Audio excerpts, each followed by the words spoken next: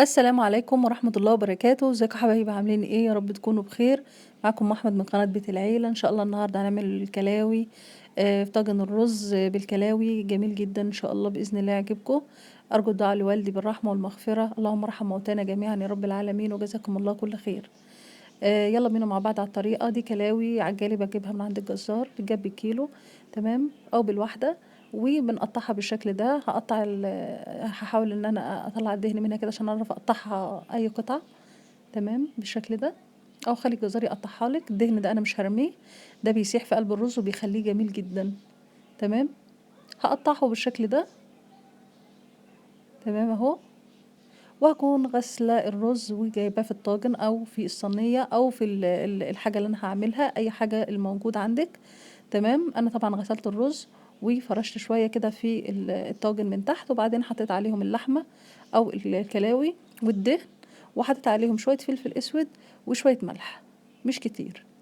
وبعدين برجع اغطي بالرز تاني بقية الكمية لحد نص الطاجن. معيار الطاجن او الصينية دايما بيبقى النص، خلاص عشان خاطر ياخد راحته، ولانه بيزيد بعد ما بيستوي.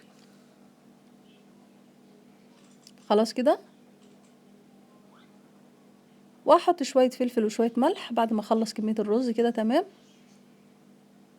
ولو عندك قشطة هنحط حتتين كده او حتة ايه، سمنة بلدي او شوية زيت حسب المتاح عندك. خلاص، وهنحط نص كمية مية نص كمية لبن. يعني احط اللبن كده لحد ما اغطي الرز، وبعدين اكمل بميه علشان خاطر لو حطيتي لبن بس هيلزق في الجوانب ومش هيعرف يفك خالص، وهيهدر معاكي ويتعبك جدا في التنظيف. الافضل ان انتي تحطي لبن على ميه تمام. وهدخله الفرن لحد ما يتشرب، وبعدين هزود له كوبايه ميه وعلى الهادي خالص لحد ما يبقى معايا بالشكل ده. جميل جدا وحلو قوي في العزومات، وتعملي جنبه طواجن حلو قوي قوي وبألف هنا وبألف شفا. انا دايما بسيب لكم المقادير في صندوق الوصف. يا رب تكون الحلقه عجبتكم، ان شاء الله انتظرونا في حلقه جديده، والسلام عليكم ورحمه الله وبركاته.